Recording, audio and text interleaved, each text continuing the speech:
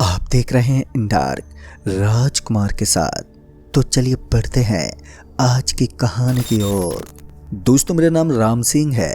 मैं एक सब्जी के ठेले पर काम करता हूँ। सब्जी का ठेला मैं काफ़ी सालों से बाजार की एक लाइब्रेरी के पास लगाता आया हूँ, लेकिन जहाँ मेरा घर था वहाँ से उस लाइब्रेरी की दूरी बहुत ही ज़्यादा थी, यानी कि करीब 40 मिनट के करीब मुझे अपना ठेला लेकर चलने में लग ही जाते।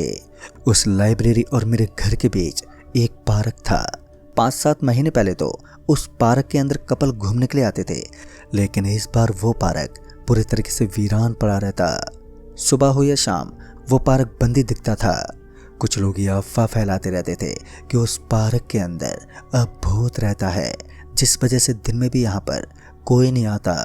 ये बात सुनकर मुझे बड़ा ही अजीब लगता, और कुछ लोग तो मानते थे कि रात में देरी करके कभी भी इस रास्ते से नहीं लौटना चाहिए। इस काम को करते हुए मुझे आज काफ़ी साल बीत गए थे, और ऐसा नहीं था कि मैं कभी रात को घर नहीं गया। बहुत बार ऐसा हुआ था कि मुझे आधी आधी रात हो जाती थी, लेकिन इन दिनों मुझे कभी भी इतनी देरी नहीं हुई थी। मैं जल्दी ही घर लौट जाता था। शायद पिछले 7 महीनों से इस पार्क के साथ ऐसा ही हो रहा था। ये अब बंद सा होने वाला था। वैसे तो इस पार्क के पास के अंदर शहर का सारा कचरा आकर ही गिरता था। मुझे ठीक से तो याद नहीं है, लेकिन उस दिन मैं किसी काम के चक्कर में थोड़ी लेट हो गया था। रात के करीब 10 बज गए थे और मुझे जल्दी घर जाना था, लेकिन आज ऐसा नहीं हो पाया। ठंड का मौसम था और मैं अब वापस घर के लिए निकल ही रहा था कि तभी वहाँ के घनश्याम साहब पहुँच गए। वो घनश्याम साहब उस लाइब्रेरी के ओनर थे, और फिर मैं उनके साथ बैठकर इधर उधर की बातें करने लगा। और वहीं पर एक चाय की दुकान भी थी, तो हम सभी चाय पीकर दिन भर में हुई कुछ बातें बतलाने लगे। इस तरह बात करते करते ना जाने कब तक वक्त बीत गया, और उसके बाद जब रात के 11 बजने को आए तब जाकर मुझे लगा कि अब घर के लिए निकलना चाहिए, और इसलिए मैं घर के लिए निकल पड़ा।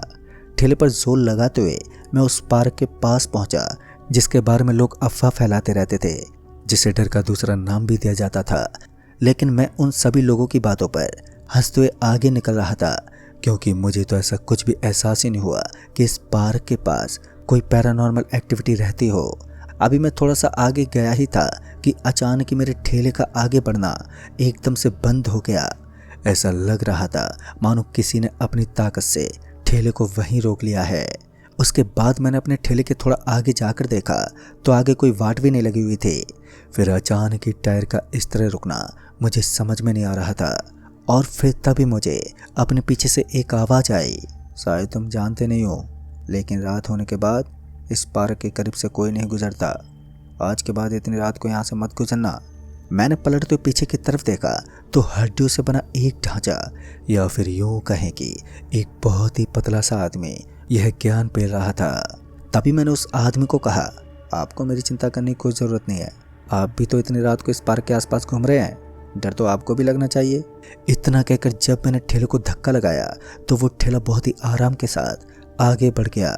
मुझे समझ में नहीं आया कि ऐसा कैसे हुआ, और फिर मैं थोड़ी दूर आगे जाने के बाद मैं पीछे मुड़कर देखने लगा तो अब वो आदमी वहाँ से गायब हो गया था।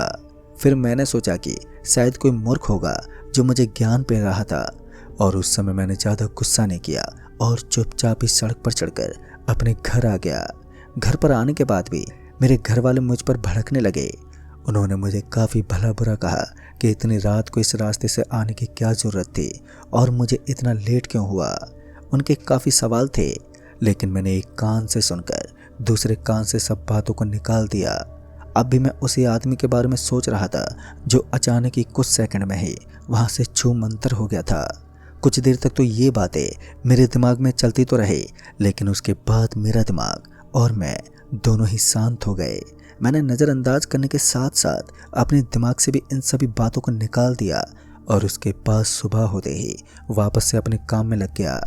रात की बात तो मेरे दिमाग से निकल ही चुकी थी, लेकिन आज भी पूरे दिन सब्जी बेचने के बाद मुझे एक बैंक के लिए किसी काम के लिए निकलना पड़ा, जिस वजह से एक बार फिर मैं लेट हो गया। आज मुझे किसी चीज़ का डर नहीं था, खासकर कल की बात ने मेरे अंदर और साहस भर दिया था। अब मुझे भय का कोई एहसास ही नहीं हुआ। अंधेरा अपनी चरम छाया से छाया था, और रात में कीड़ों के चिल्लाने की आवाज़ें भी मुझे साफ साफ सुनाई दे रही थी। रात में बाकी दिनों के मुकाबले मुझे आज कुछ ज़्यादा ही डर सा बन गया था। जहाँ पहले मुझे ऐसा लग रहा था कि आज मैं किसी चीज़ से नहीं डरूंगा, तो वहीं अब ऐसा लगने लगा कि मुझे कोई देख रहा है, जो बहुत ही चुपके चुपके से मेरे ऊपर नज़र गड़ाए है। अब मेरे अंदर का सारा सामर्थ्य गायब हो चुका था। अभी मैं धीरे धीरे उस पार्क के पास पहुंचा ही था कि कल की तरह आज भी मेरे ठेले पर अचानक ही रोक लग गई। मैंने नीचे बैठकर देखा तो मैंने पाया कि ठेले के नीचे तो कुछ भी नजर ही नहीं आ रहा था, खासकर कोई ऐसी चीज जो ठेले को एकदम से ब्रेक दे सके। वहां पर कुछ भी नहीं था। फिर मैं वापस से उठकर ठेले को धक्का मारने ही वाला था कि अचानक ही किसी ने मुझे पीछे से बहुत जोर का धक्का मारा और धक्का लगते ही मैं उस ठेले के ऊपर गिर गया। और फिर यहाँ से शुरू हुई कयामत की एक ऐसी आंधी जिसको समझ पाना मेरी सोच से भी परे था। कुछ देर के बाद मेरा ठेला इतनी जोर से चलने लगा कि मुझे खुद समझ में नहीं आ रहा था कि आखिर चल क्या रहा है। वो ठेला बहुत जोर से उस पार्क की सीमा को लांघते हुए उसके अंदर चला गया और फिर मैं धड़ाम से अंदर गिर पड़ा। आजकल वो पार्क काफ़ी ज़्यादा गंदा बन गया था। ऐसा लग रहा था मानो सालों से उसके अंदर सफाई नहीं हुई हो।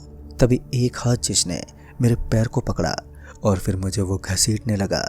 ये सब इतनी जल्दी हो रहा था कि मैं कुछ समझ ही नहीं पाया। और फिर अचानक ही मुझे ठंडा ठंडा पानी महसूस हुआ और जिस वजह से मेरी सांसें ऊपर नीचे होने लगी। ना जाने कब मेरी आंखों के सामने काला काला गहरा अंधेरा छाने लगा और फिर मेरी आंख भी बंद हो गई। लेकिन मैं होश में था और मैं अपने शरीर के हर एक पार्ट को महसूस कर पा रहा था। उसके बाद पानी के अंदर तक ढलते हुए पता नहीं अचानक ही मुझे ऐसा क्या महसूस हुआ कि मुझे ऐसा लग रहा था जैसे कि मैं किसी कांटों की सुइयों पर लेटा हूँ। उसके बाद मुझे बहुत तेज दर्द महसूस हुआ, लेकिन मैं कुछ कर नहीं पा रहा था। मैंने अपनी आंखों को खोलने की बहुत कोशिश की, लेकिन मेरी आंख मानो किसी ने फेविक्विक से चिपका दी हो। बहुत देर तक तो मैं इसी तरह तड़पता रहा, लेकिन मेरी आंख नहीं खुली। और उसके बाद मुझे ऐसा लगा मानो कोई मुझे उठाकर किसी दूसरी जगह लेकर जा रहा है। और कुछ देर और तड़पते रहने के बाद धीरे धीरे मेरी आंख खुलने लगी। फिर जब मैंने अपनी आंखें खोली तो मैंने देखा कि ये कोई नॉर्मल जगह नहीं थी। यह एक अलग सा प्लेस था जहाँ पर मेरे आजू बाजू में और भी काफ़ी सारे मुर्दे पड़े हुए नजर आ रहे थे। उनकी डेड बॉडी की सारी महत्वपूर्ण चीज़ें निकाली गई थी, जैसे कि उनके दांत और आँख और भी ऐसी काफ़ी चीज़ें। फिर मैं उन सभी के बीच से उठने लगा, लेकिन मुझे समझ में नहीं आ रहा था कि मैं कहाँ पहुँच गया। कुछ देर पहले तो मैं पार्क में था, फिर इतनी जल्दी कौन सी जगह में प्रवेश कर गया। फिर मैं उठकर बैठ गया तो मैंने देखा कि वहाँ पर दूर दूर तक जोरदार अंधेरा था। तभी मुझे एक रोशनी चमकती हुई दिखी और उस रोशनी के नीचे वही पतला आदमी खड़ा था। उस पतले से आदमी को देखते ही पता नहीं क्यों, लेकिन मुझे अजीब सा लग रहा था। उसने बड़ी भयानक आवाज़ में कहा, मैंने तुमसे कहा था दोबारा इस पार्क के पास मत आना, लेकिन तुमने मेरी बात नहीं सुनी। अब इसका भुगतान तुम्हें अपनी जान देकर करना होगा। एक बार गलती करने पर माफ़ी की जाती है, लेकिन दूसरी बार वो गुनाह होता है। फिर अचानक ही मुझे घबराहट होने लगी, जैसे उल्टी आने वाली हो, और मेरा सर भी जोर से दर्द करने लगा, जैसे शरीर की नस अभी अभी रक्त के दबाव से मेरे दिमाग को फाड़ देगी। फिर वो चमकती हुई रोशनी एकदम से गायब हो गई और फिर उसके साथ ही वो आदमी फिर वहाँ से छूमंतर हो गया। मेरा तो दिमाग ही अब खराब होता जा रहा था और मौका मिलते ही मैं उन लाशों के बीच से उठने लगा और फिर वहाँ से आगे निकलने लगा। लेकिन तभी किसी ने मेरे पैर को एकदम से कस के पकड़ लिया। जब मैंने पहले टाइम इस भयानक पार्क में अपना कदम रखा था तो उस वक्त भी किसी ने मेरे पैर को किसी ने पकड़ लिया था और इस बार भी ये उसी तरह की पकड़ थी। मेरे शरीर में दर्द हो रहा था, लेकिन मैं कुछ कर नहीं पाया। मैंने तो पूरी ताकत झोंक दी, लेकिन इसके बावजूद भी जमीन से उखड़े हुए उस हाथ ने मेरे पैर को नहीं छोड़ा। मैंने अपनी आंखें मीच ली और उसके बाद अपने पैर को छुड़ाने लगा। इस बार जो देखा वो किसी चमत्कार से कम नहीं था, क्योंकि आंख बंद करके मैंने उस हाथ से अपने पैर को बहुत आसानी से छुड़ा लिया। इसका मतलब साफ था कि जब तक मेरी आंख बंद रहेगी तब तक मैं अपनी ताकत का इस्तेमाल कर पाऊंगा, और जैसे मैं अपनी आंख खोल लूंगा तो मैं एक कदम भी आगे नहीं पटक सकूंगा। इतना समझते ही मैंने धीरे धीरे आगे बढ़ना शुरू कर दिया। हालांकि अब मेरे पैर में मुझे किसी भी चीज़ के टकराने का एहसास नहीं हो रहा था, और थोड़ा आगे जाकर मैंने अपनी आंखें खोली तो मैंने देखा कि अब मुझे वहाँ एक लंबा घना पेड़ दिख रहा था, और उस पेड़ के नीचे ये सफ़ेद रंग का कपड़ा पहने एक आदमी जैसा कुछ दिखाई दे रहा था। पहले तो मैंने उस आदमी की तरफ बढ़ना ठीक नहीं समझा, लेकिन मैं अपनी आंख बंद करके उसी पेड़ के नीचे पहुंच गया। मैंने देखा कि उस आदमी के चेहरे की खाल चली हुई थी। कंकाल की तरह उसका मुंह हड्डियों के जैसे दिखाई दे रहा था। मेरे मुंह से तेज चीख निकलने ही वाली थी कि किसी तरह मैंने अपने मुंह के सामने अपना हाथ दिया और अपने आप को शांत करने लगा। उस वक्त मैं इतनी बुरी तरह डर गया था कि मेरे अंदर इतनी भी हिम्मत नहीं थी कि मैं वहां से हिल सकूं। तभी मुझे उसी आदमी की आवाज़ आई, मुझसे मत करो, और मैं भी तुम्हारी तरह एक नॉर्मल इंसान था। मैंने भी बहुत कोशिश की थी इस जगह से निकलने की, लेकिन आज तक यहीं पर हूँ और भूख प्यास के मारे मेरा पूरा शरीर सूख गया है और प्रेत के रूप में मैं यहाँ पर भटकता हूँ। उस आदमी ने बताया कि यह इस पार्क के नीचे का तालघर है और यह इतनी गहराई में है कि यहाँ से ऊपर तक जाना एक मामूली इंसान के लिए नामुमकिन है। हालांकि एक रास्ता खुलता है और उस रास्ते से हम सिर्फ 1 मिनट में ही ऊपर जा सकते हैं। अगर उसे 1 मिनट में हम उस दरवाजे में प्रवेश नहीं करते तो फिर हमारा बचना हमेशा हमेशा के लिए असंभव हो जाता है।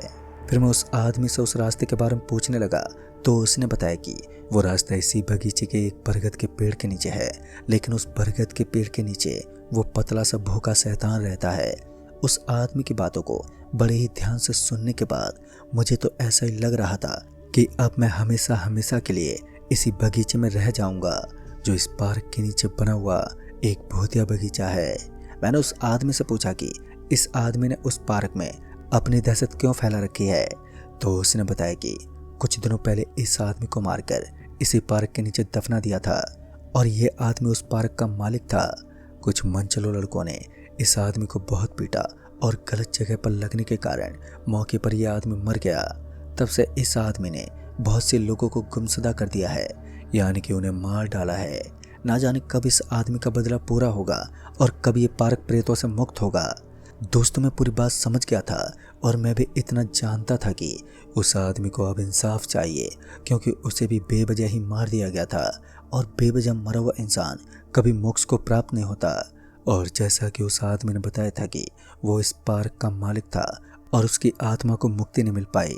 इसी बीच आसमान में जोरों से बिजलियां कड़कने लगी और जब मैंने ऊपर की ओर देखा तो मैंने पाया कि आसमान की ओर बादल ही नहीं थे और साथ ही ऐसा लग रहा था मानो ऊपर तो आसमान है ही नहीं। फिर वो आवाज़ कहाँ से आ रही थी? और अभी मैं इतना सोच रहा था कि अचानक से हवाएं चलने लगी और उस हवा के कारण पेड़ पौधे एकदम से हिलने लगे। वो सफ़ेद कपड़ा वाला आदमी अब भी उसी पेड़ की जड़ में बैठा था। उस आदमी से बिना कोई बात किए वहाँ से उस बरगद वाले पेड़ की तरफ निकलने लगा जहाँ मुझे वो रास्ता नजर आने वाला था, लेकिन मैं और भी काफ़ी सारी ऐसी चीज़ें थी वो जान नहीं पाया। अभी मैं निकलने ही वाला था कि उस आदमी ने कहा, आगे का रास्ता आपको खुद बनाना है। अगर आज की रात आप इस शैतानी नगरी में रुक गए तो मौत पक्की होगी। उस आदमी ने बताया कि वो बरगद का पेड़ बस कुछ ही कदम ही आगे है, लेकिन आप सीधे मुंह उस बरगद के पेड़ के नीचे मत जाइएगा, वरना आप कोशिश करने से पहले ही खत्म हो जाओगे। और इतना कहकर वो आदमी वहां से गायब हो गया। ठंड के मारे मेरे हाथ पैरों में अब कपकपी छूट गई थी, लेकिन अब भी मैं अपनी जान बचाने की उम्मीद में घूम रहा था। मुझे समझ में नहीं आ रहा था कि मैं उस बरगद के पेड़ के नीचे दस्तक दूं, क्योंकि उस आदमी ने कहा था कि मुझे सीधे मुंह उस बरगद के पेड़ के नीचे नहीं पहुंचना है। उस पार्क के नीचे वाली जो जगह थी वो उसी की तरह नजर आती थी, हालांकि वो थोड़ी बड़ी थी और वो पूरा का पूरा एरिया 500 मीटर के दायरे में फैला हुआ था। अब मैं उस बरगद के पेड़ के लिए निकल गया और छुपते छुपाते जब मुझे वो बरगद का पेड़ नजर आया तो मैं उस ठंड में उसी भूतिया बगीचे की ठंडी ठंडी धूप में सोने लगा। अगर मैं ऐसा नहीं करता तो पक्का कोई ना कोई मुझे देख लेता, और वैसे भी इस पार्क के अंदर भूत प्रेत की कोई कमी नहीं थी। जहाँ से मैं उठ कर आया था वहाँ पर लाशों की भरमार पड़ी थी। अभी भी मैं इस बात को नहीं जान पाया था कि वो बगीचे की कौन सी जगह थी जहाँ से मैं उठकर आया था और वहीं पर मुझे मारा क्यों नहीं गया। मुझे क्या पता था कि इस अनजान बगीचे की कुछ और भी खासियत है जिनको मैंने अभी तक जान नहीं पाया था। दरअसल जब मैं बगीचे की परत पर लेटा हुआ था तो मुझे ऐसा लगने लगा कि यहाँ कंपन होने वाला है, और तभी एक आदमी अपने कदमों को पटकते हुए उस बरगद के पेड़ की तरफ आया। उसके साथ ही एक और आदमी दूसरी दिशा से उस बरगद के पेड़ के नीचे पहुंच गया उसके बाद वो जल्दी से बरगद के पेड़ के नीचे पहुंचे तो वहीं पर कुछ बातें करने लगे। कुछ बातें मेरे कान में पड़ी तो वो बोल रहे थे कि उसके जेब में जो रुमाल है उसके पीछे 27 नंबर लिखा है। इसी बीच मैंने भी अपनी पिछली वाली जेब में अपना हाथ डाला तो मैंने पाया कि मेरे जेब में भी एक रुमाल डली हुई थी और लाल लाल बड़े अक्षरों में 24 नंबर लिखा हुआ था। और शायद वो 24 नंबर वाली पर्ची को ही ढूंढ रहे थे, यानी कि मैं उनको कहीं भी मिल नहीं रहा था। फिर अचानक ही उन लोगों का चेहरा बदलने लगा और उस बरगद के पेड़ के ऊपर रोशनी बिखरने लगी। शायद रात के 12 बज गए थे और 12 बजते ही वो सारे के सारे भूत प्रेत अपने असली जिस्म में आ जाते थे। अब उनका भयानक और डरावना चेहरा मुझे घबराने पर मजबूर कर रहा था। मैं अब भी उस बगीचे के अंदर पड़ा हुआ था। घास फूस होने के कारण मैं किसी को नजर नहीं आ रहा था, लेकिन भूत प्रेत से भला हम कितनी देर तक छुप सकते हैं। फिर वो आदमी दोनों ही अचानक से उस पेड़ के नीचे से छुमंतर हो गए। शायद वो सभी मेरी तलाश में थे और आज उनका शरीर भूख की हवस से मेरे खून के लिए तरस रहा था। कहते हैं हम तूफान से ज़्यादा देर तक नहीं छुप सकते। मेरे साथ भी कुछ ऐसा ही हुआ।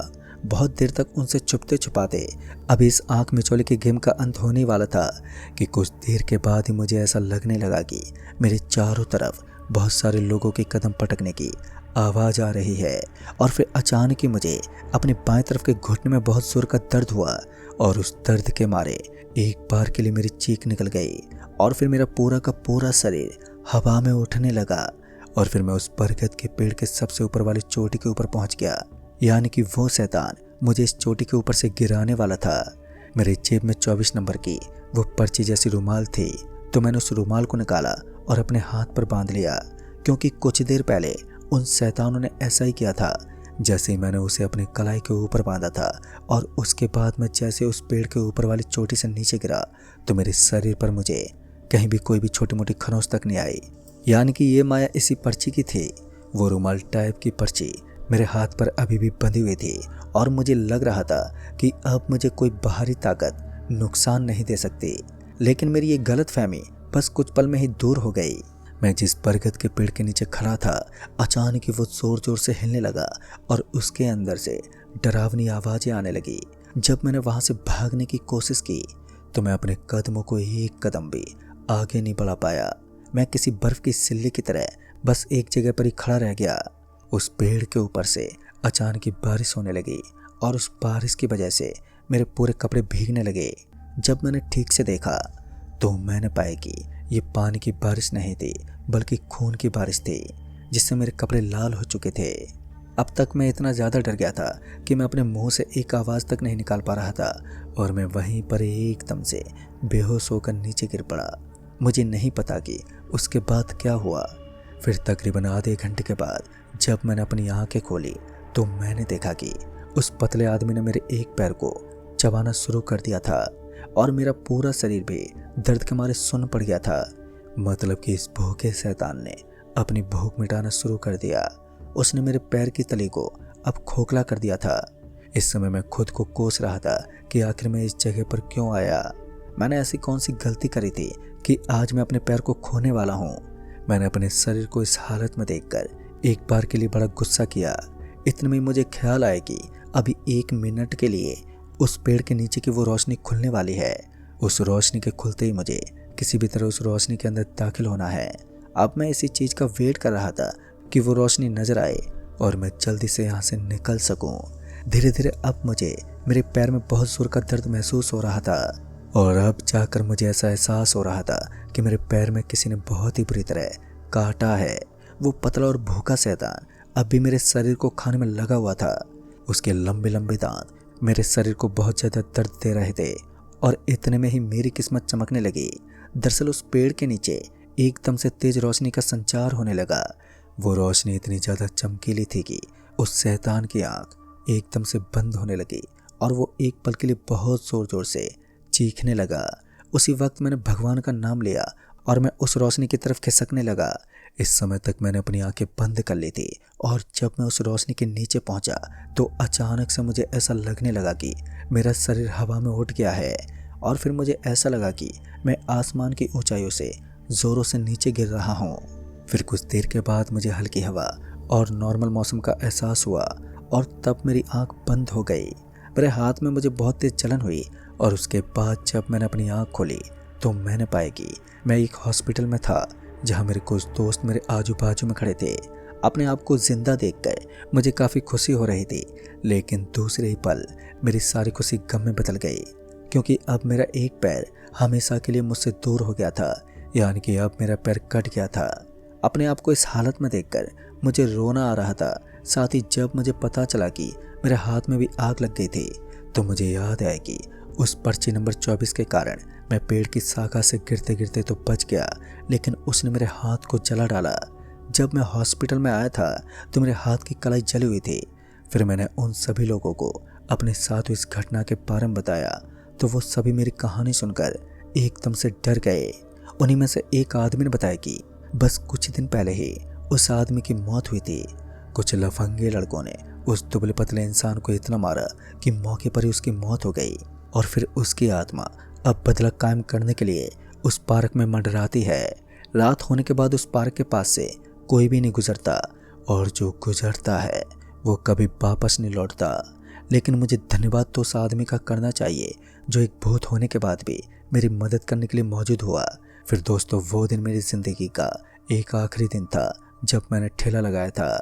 कहते हैं मैं इकलौता ऐसा इंसान हूँ जो उस भूतिया पार्क से जिंदा बचकर लौटा हूँ।